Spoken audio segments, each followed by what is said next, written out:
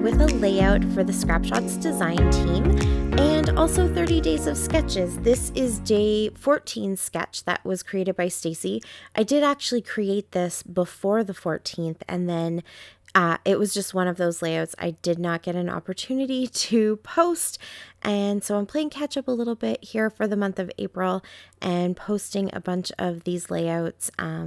I'm probably working on some of the sketches that I didn't get to use in March as well. So you might see a few other sketches kind of pop in throughout the month, maybe even some in May. I really love using sketches, so I'm happy for the inspiration anyways, but it's also really fun to shout out everybody who created a sketch. And, you know, sometimes that's kind of hard to put yourself out there. And so I really like to give that shout out and share those sketches and stuff. So you'll probably see a bunch of these popping up here and there, but I really liked this one. I thought it had some different elements to it. As you can see, it doesn't really have kind of like that traditional cluster of threes and things like that. So cluster of threes, that didn't make any sense. I meant to say embellishment clusters in a visual triangle and stuff. It's just, I thought it was kind of fun how she put those little embellishments together, and it just makes a unique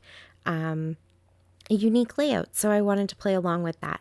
I'm also using my new Cocoa Vanilla Great Escapes collection that I got from Sandy. I'm going to be working on a few different travel things over the course of April with this collection, so I'm pretty excited about that.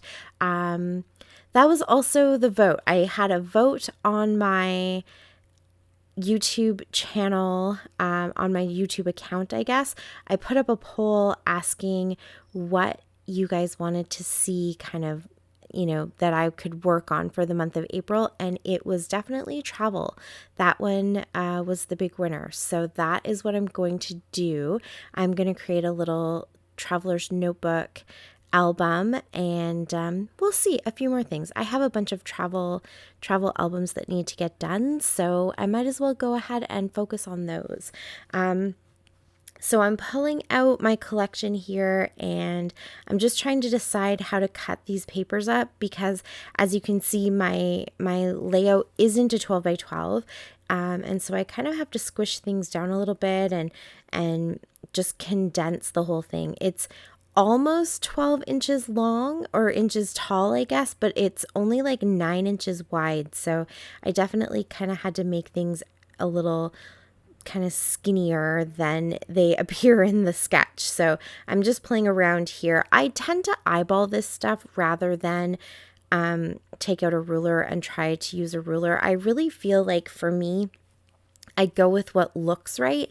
And sometimes if I use a ruler and I get too finicky about the specific measurements, then I put it all together and I lose that feeling of, you know, things just all kind of sitting right and falling into place properly. So I really do like to eyeball, which sometimes for me, as you can see here, ends up being even more finicky than just grabbing a ruler and measuring, but it really is kind of going with my gut and going by the feel of things. So that's what I like doing. It's part of the process for me. And so I'm just going to cut these strips. I'm using the actual background paper that was in the album. So this is one of those sort of like a smash album, but it's one of the ones that they did where it's a larger album and it's a binder. And you've still got a bunch of, you know, papers, backgrounds that were all kind of designed already. And there are a couple other things that came with some stickers and that kind of stuff. So it was like, I don't know, a later version of those Smash albums. But I think it was created by the same people, if I'm not mistaken. Or this could be even by Recollections, because I know Recollections did kind of in the heyday of their knockoffs, they did kind of a knockoff version of these albums as well. So whoever created this one, I haven't been using all of the papers that were already in the album, because I just feel like some of the patterns, and they're kind of like grungy and distressed, which was super trendy at the time. It's not really what I'm going for in this particular album. So I have been using a lot of the papers just to cut my own papers and get the measurements right, but I don't want to waste them either. So the ones that I can use, I definitely will, and I'll just kind of incorporate them. And so I thought that this yellow worked really well with the yellow that's already in this collection, and so I just went for it. And I knew this was only going to be one page, so I didn't have to use, something matching on the other side or anything like that. So yeah, that was the plan. The only thing that I have to say about doing that is that when I first started creating, because I'm not going in order, I'm just kind of picking the pictures that stand out to me and that I want to work with. And so my pages will eventually all fall into order, but for now there's big gaps between them. And what I have to remember to do is not punch holes on the left-hand side of every layout. So I've actually stopped putting the holes into my layouts because what's going to end up happening is some of them are going to have holes on the wrong side.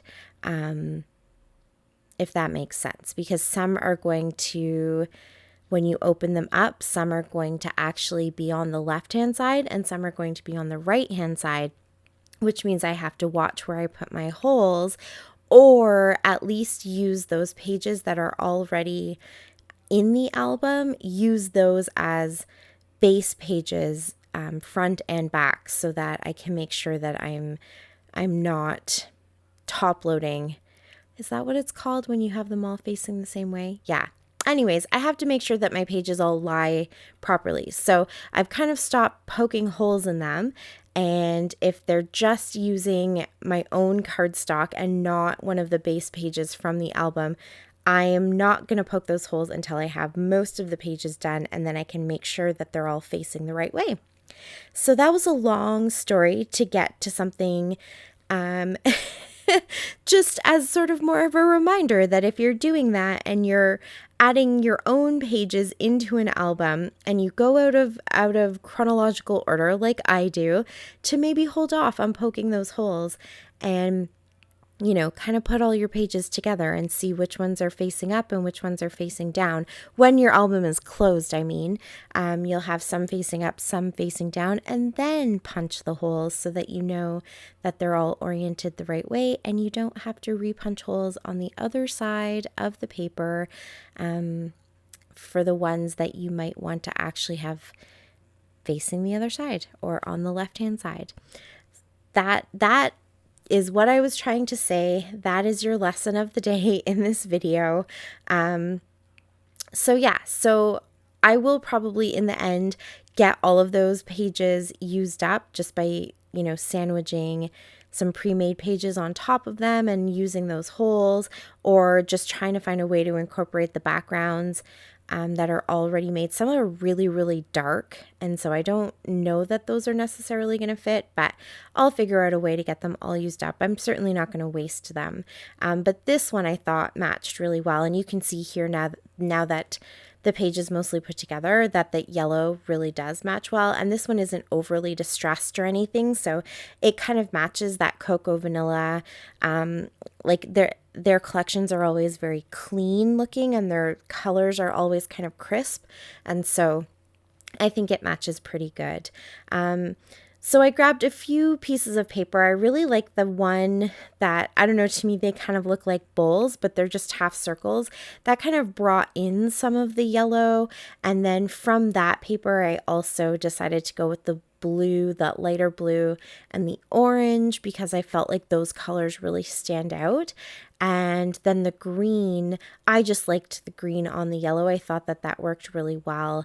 And it has little compasses on it. So I didn't want a pattern that was too specific to hiking, because this isn't a hiking layout or camping or anything like that. So I thought that green one worked really well. And the layout actually came together really, really easy once I figured out those kind of tags in the center.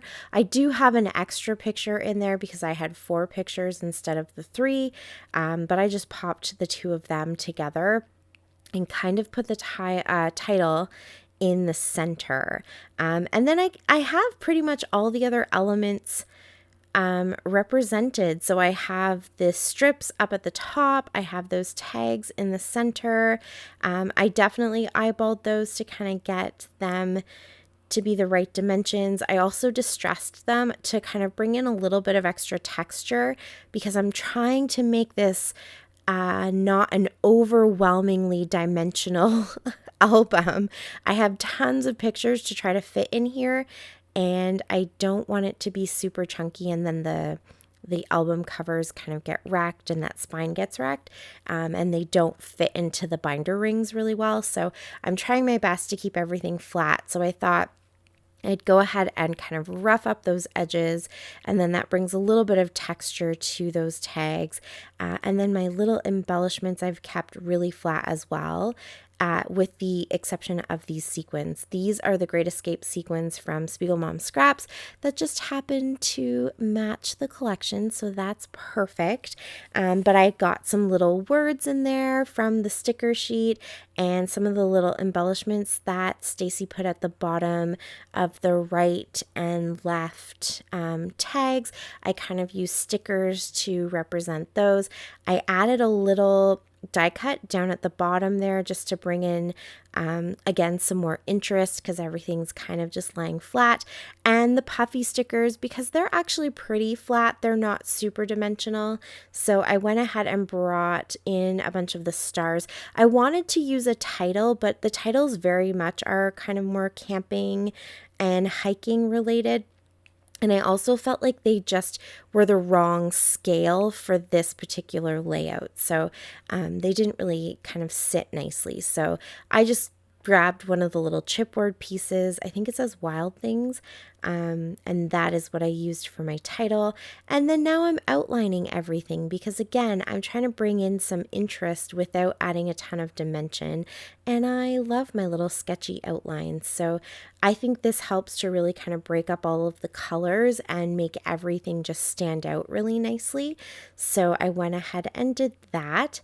And that's pretty much it. This layout really came together super, super quick. Once I picked out my patterns and kind of got down to just, cutting everything down to the right dimensions, everything kind of fell into place, which is something I love about this particular size of layout.